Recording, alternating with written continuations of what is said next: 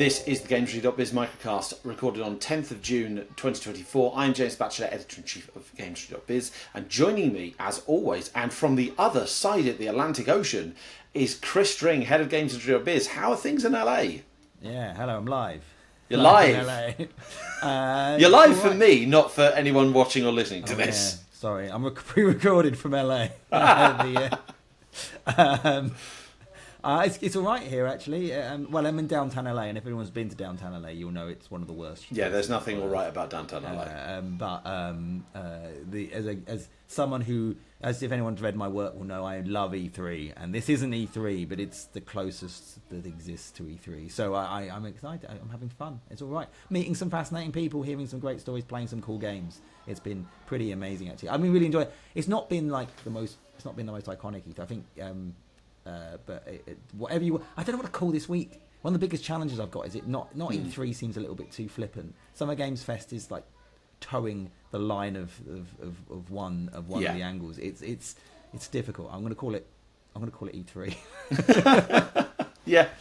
You can't even say like summer game showcases, June game showcases. Like it's weird. We need a better umbrella term. But it's not even just showcases, right? Because here you've got. So everyone talks about, obviously people at home. It's the Jeff Keighley presentation, it's Ubisoft presentation, the Xbox presentation.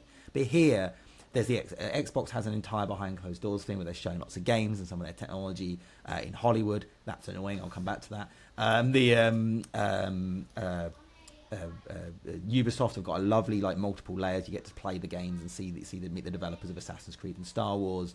You've got Play Days, which is filled with games. There's actually tons of games there to people to play, including PlayStation, which is quite cool. And then you've got IGN Live, which is more of a consumer. It is a consumer event, and they've got some booths and gamers and people firing T-shirts and lots of Americans going woo yeah. So it's like a load of different things and.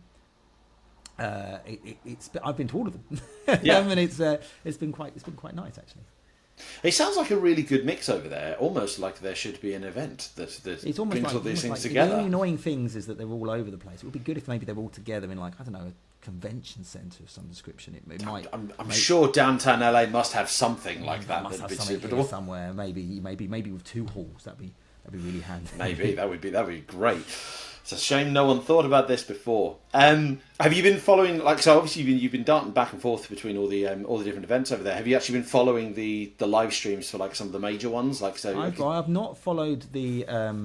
So I was in the room.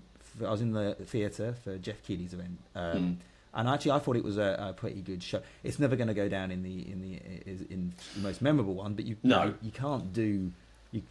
He can't control the release schedule, but I thought it was a nice variety to it. You and I, James, we got parents, and there was a bit of Lego. And yeah, there was a bit. It was. I know a lot of it was pre-announced games, but I saw lots of cool games. I liked the game with the bean, which I call Conker's Bad Fur Day Meets Beans. And is that the one? Is that the one that looks like an M&M advert that got out of hand? Yeah, yeah. Yeah, they couldn't get the M&M license. Yeah, that's just a naked peanut M&M. That's what that is. That's what yellow looks like when you strip him away. Yeah. This is a serious business podcast. We are talking about the business of things. I agree. My big takeaway from Summer Game Fest this year was the variety on show. I'll be honest. I went in this year kind of bracing myself because the last few years, and even the opening Gamescom, opening live at Gamescom that he does. And again, he doesn't have full control over the lineup, but it can be quite homogenous. It can be here's a lot of gory space shooters. I remember there was one Summer Game Fest a couple of years ago where I think there were 5 or 6 games that honestly looked identical and I could not tell the difference between any of them. But this one, there really was a lot more variety. There was stuff for younger players. There was stuff for kind of fans of indie games. There were still your core 16 to 34-year-old male sort of facing games. But I thought the lineup was a lot more balanced this year. Even if it wasn't as standout compared to past years, I thought it was a lot more balanced. And the other thing, it was more balanced. It had a bit of diversity to it. I think it had a good pace to it. I think perhaps the games they chose at the end, you could really be pernickety. But in previous years, I felt the pacing was off.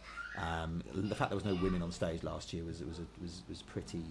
Yeah, it was good to see that addressed. Yeah, to an extent, And I know some people were be super critical. People were never happy with what he does, but I actually thought it was quite a statesman-like opening. comments around what's going on in the industry. I thought he did a good job, and I thought that was pretty good. I didn't watch any other digital showcases, but I went to the Xbox screening of their event, and obviously it's a blockbuster. Like, again, I don't think there was much variety this time. Or maybe there was a variety. There was just a lot of RPGs and a lot of shooter games. But there's a lot of stuff to digest, I think, from that event. And also, I do love a physical event. Like, I know it was in person for us, so we were in a theatre. Phil Spencer, Sarah Bond, Matt Booty came out on stage, and I was able to talk with people. But you wanted to see and this is not a criticism really, because I think they did exactly what I think was great. But I'd love to see them next get people on stage, get some developers on stage like they used to. Put a car going up from the middle of the stage, put on a bit of a show. A bit of something a bit innovative and a little bit more interesting than trailer. Because here's the thing, it was like in the cinema. I was basically sitting in a cinema. I had popcorn. I was in the cinema. I had popcorn watching the adverts. Imagine going to the film, watching the trailers, and then leaving. That's kind of what my experience was. But it was a. I thought it was there was some game. There was lots of. I'm not really into. Well, I thought Doom looked great, and I thought. South of Midnight. I had a thing with the sort of style of that. It did look like the frame rate was broken, even though it was done deliberately, obviously. But I quite like that, because it was that. We've been talking about this on the team today. Like I think the term is like the animation of twos. So it's like every other beat it's animating or something to that effect. That style for South of Midnight, and then I think Mixtape did it as well, and kind of more famously, like people know it from like the Spider-Verse films. I think I just personally really like that animation style. It kind of makes it stand out. Like South of Midnight, people were going nuts for last year. Going, I really like the vibe of this, and it was just a teaser that showed you absolutely nothing. This one, actually seeing the gameplay, this is my thing of E3 reveals. I always much prefer a game that is a reveal that is actually gameplay footage, and I get a sense of what it's like to play the game rather than just here's a bunch of cinematics to get me excited. So I thought actually, like South of Midnight, I didn't quite get the excitement last year. I absolutely get it now. Yeah, I would. It's interesting. I thought the gameplay was quite exciting. I was sitting with some journalists and going, it was just Breath of the Wild flying with a bit of like action in hitting things again. And I was like, well, I thought it seemed quite smooth. Compulsion games have never made a game like this before, so they've got a lot to prove. And this is the thing with the Xbox showcases, is that this is actually the third one I've been to and thought they nailed it, right? Yeah. And I thought they nailed it this time, but I could do with the games nailing it. If you know what I mean, like I could just do with every now and again they do knock out a banger like a Hi-Fi Rush, but I would love to these games. I'd love to see it look. I'd love to, and actually, in fact, the stuff that's out this year, I wasn't worried about it, but I just was a bit. I thought the Indiana Jones trailer wasn't great. That wasn't the best showing for that game. No. Like I think actually like the proper reveal they did earlier this year when we first got a look at the game, that made me more excited for it than this one did. This was just a long cutscene with a few Avowed, snippets. I didn't think. I wasn't too excited by Avowed, and I think Avowed suffers from the fact that they showed a lot of similar games like Avowed that looked a little better than Avowed. I'm hoping they're great, they just need to be good, I think. And it was nice. It was a good. And you mentioned Mixtape. There was another one. Was it? I love the story idea behind it. Expedition 33. I thought that was. That looked interesting as well. So there's a lot of variety. Well, there wasn't actually. There was a lot of violence. Yes. And, funnily enough, like towards the start when I think it launched with like Doom, and then there was like a bunch of other quite violent games. Like that to me felt like what you would usually see in the first hour of a summer game fest. That's what I mean. In going back to that kind of generic, very focused on. It actually felt quite like an old Xbox press conference for this. It started with Doom and ended on Gears of War. Like you say, this is very video games. There's a meme doing the rounds of like, what year is it? Because like this one, like the big games were, I think it was Fable, Perfect Dark, Doom, and Call of Duty. And then I think that someone likened it to, I think it's E3 2006, which was also Call of Duty Black Ops, also Fable, also Perfect Dark, and also Doom. So it's history repeating. I did think Doom looked really good. It does look good, I was a little worried about Perfect Dark because, for one simple reason, is that Perfect Dark was silly. People forget that. Everyone thinks a good sci-fi shooter. It had all the Bond campness to it. It had a silly, squeaky voice comedy alien in it, and it was just like argumentative robot, and that was Perfect Dark was a great spy thriller, and I got that vibe from the trailer. But I didn't get the vibe of the silliness. And, you know, if you look at Fable, and obviously a new developer's on Fable as well, they're very much, they go, right, we're going to lean into what Fable is. We're not going to reinvent it. We're going to do Fable. Yeah. And my worry is with Perfect Dark, they've gone, we're going to take the brand name. Yeah. And she didn't even look like Joanna Dark. Like, it was just no, but then what does Joanna Dark look like? She was completely redesigned for Perfect Dark Zero as well. Like, this is the thing. Like, it's really difficult for it to be consistent in a series where there's 3 games spread over 22 years. Like, it's 24 years, isn't it? 24 years. You're absolutely right. I know what you mean. I personally, I was just relieved to see that it is a spy thriller for still, and it's not just become a shooter, which Perfect Dark Zero felt a bit more like a shooter. Fable, I think you're right. They absolutely nailed it. Like the bit where she's walking, like the short section of the trailer where it's like talking about like how people react to you, and it's like, you are literally my favourite person. Oh, we've got a fan club, but everybody hates you. Like that's like absolutely spot on. Fable. I having played Fable 2 last year again ahead of my interview with Peter Molyneux, they've absolutely nailed the atmosphere of it, so that is encouraging. And it's easy enough, right? Write load of British humour, get the cast of Taskmaster, and you're done. And I'm really excited for Fable. I want a full disclosure. My brother is a developer on the Fable team, so I'm naturally going to say everyone get that game. It's going to be amazing. I'm looking forward. So I enjoyed the Xbox press conference. I wish it was in person. I wish we had. I think I would like the next one to be in person. I'd like a little bit more. I'd like to move away from digital showcases if you can. Ubisoft's not in person. Ubisoft's live. Jeff's live. I'd like to see a bit more live from Xbox next year. If only Microsoft had a theatre in downtown LA. I don't think they do anymore. It's the Paramount Theatre. Ah, okay. Well, they can ask Paramount really nicely.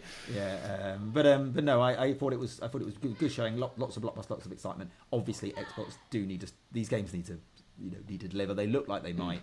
And obviously it was a much compare it to PlayStation. It's an indifferent showing right to PlayStation, because PlayStation's was like, this is what's coming out in the next 3 to 4 months. Yeah. And the only surprising thing I think genuinely caught me by surprise was Lego Horizon Adventures is coming to Switch. Yeah, that was same. Like, oh. So I've got an opinion piece in the work which I need to actually get your thoughts on, because Shall we discuss it live on a podcast? Let's discuss it live, absolutely. Let's lift the veil. No, but genuinely, this was what surprised me. Like, this was amazing. Like, and there's been so much conversation around Microsoft putting its titles on multiple formats. Obviously, keeping Call of Duty multi-format. Doom, they've confirmed that Doom: The Dark Ages is coming out multi-format.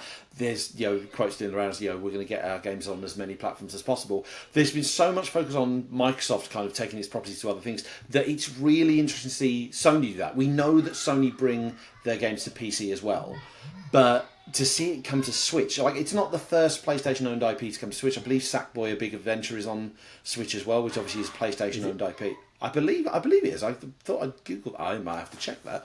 The only PlayStation game that's on Switch is MLB The Show. Okay, okay. So this then is really significant to see. I know it's not a full-blown Horizon game, but even so, to see the IP, Horizon is one of the big PlayStation blockbusters. It's one of their kind of flagship brands in terms of selling you the big cinematic experience that is PlayStation. So to see a Lego version of that is coming to a Nintendo format in a way that will, bring people into that brand, into that kind of universe, I found that absolutely fascinating. The console wars truly are over. No, maybe. I don't think. For starters, it's worth noting that the person in charge of franchise development at Guerrilla is Tim Simons, who spent 14 years working for Nintendo, and before working at Nintendo, ran Nintendo fan sites. So he's you've got.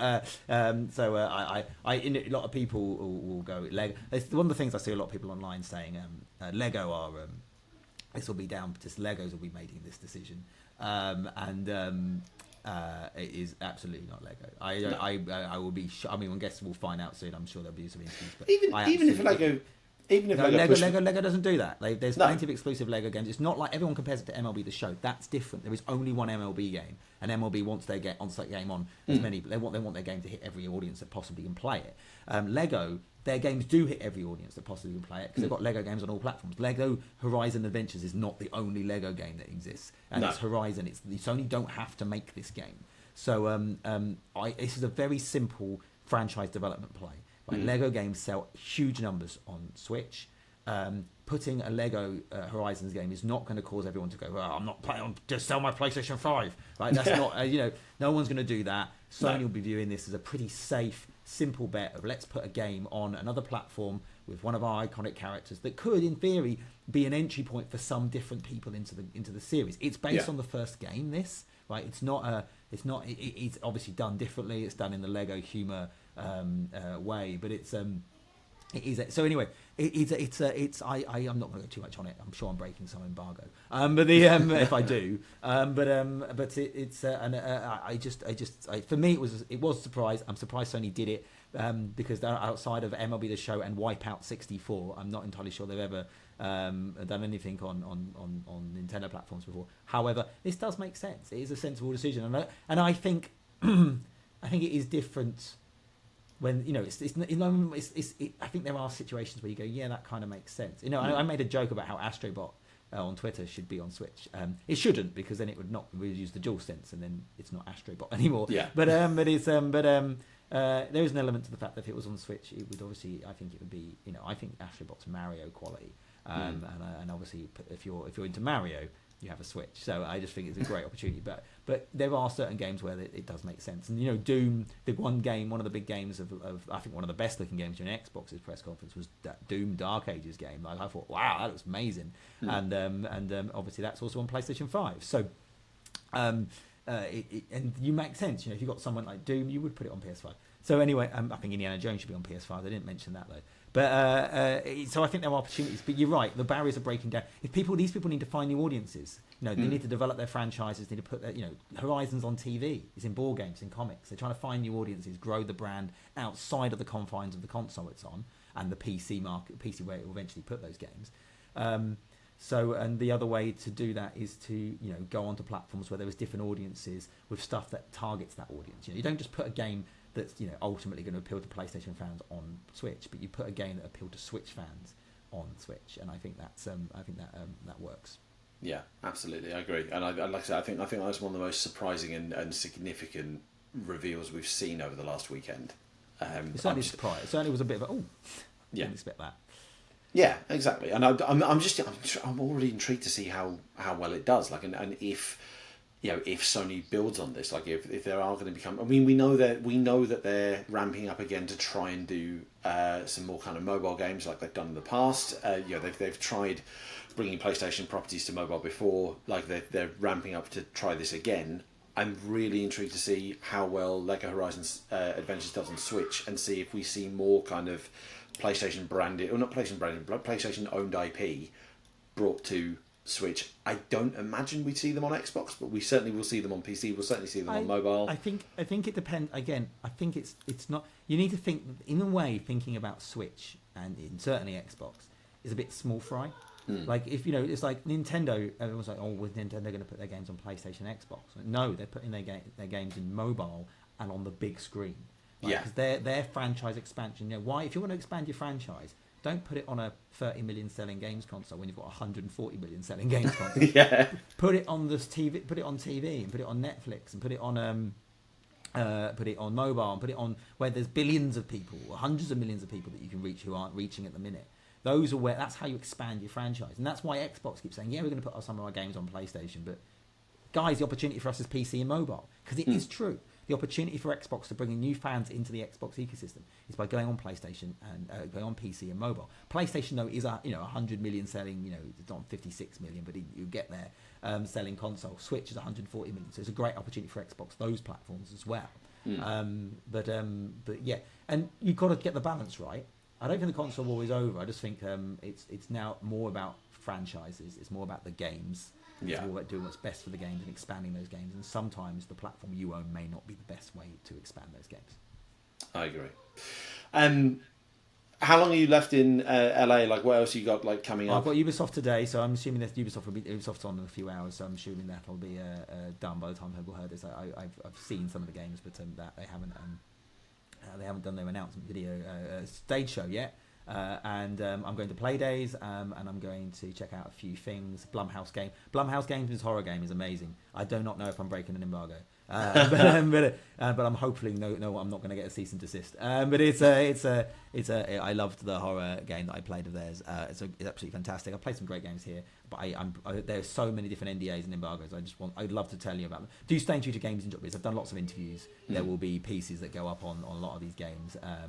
Over the time, we also did a panel at IGN Live. We did one on the future of where you might be playing games in the future. With Michael Pachter, Sean Layden, and Van Burnham, who are super smart people, mostly disagreeing on a panel, which is always fun. They did it in good humour. It was very a good sparky thing. It was quite funny, and so we're only on 30 minutes, but there's a video of that going up on IGN, and we will do a write up as well. So there's lots of stuff going on. What I will say about this week is it's not quite E3, but it's more like E3 than it was last year. And to be clear, when I say like E3, I don't think that E3 is wanted anymore. But you do have publishers that want a media event. They want a thing to present to the media, and Jeff Keighley, Playdays, and IM8-bit have that, right? Obviously, you have the digital showcases; those are no gone away. And you've got a consumer bit now. Everyone was complaining about consumer bit and IGN Live. IGN Live is quite small, but it's pretty good. It seemed all right to me. Lots of excitement, lots of whooping and hollering. So there's a consumer thing that started here. So you've got the consumer thing. I would love there to be a business thing. If no one else will do it, GI will do it. Just to get some of the sort of business development people they're missing here. But I think a slightly stronger slate and a bit of Nintendo. I think that's what this week's missing. And you've got PlayStation are here. This is the first time PlayStation's done a physical event of this scale globally since 2018. 2018, I was going to say, yeah. So they're here. They've got gameplay. You can go hands on with Astrobot. It's great. So I've done a lot of talking, by the way. Yes. So I feel the sense of it. What I want to stress though is I do think the industry needs to work together, right? And it does. But the ESA, whether they did this effectively or not, I know lots of people have views on it. But the ESA, its job was to try and get people at consensus, right? Try and get people working together. And what you've got now is you've got loads of different people doing different things, and there's nobody going, let's get these people together in a consensus. I loved everything Xbox did. They had an amazing party. They've got a wonderful thing. Put a great big showcase on. It's 30 minutes away from Playdays. So I had 2 appointments at Xbox, and this is my day on Sunday, and I tried very much not to do this, but I had no choice really.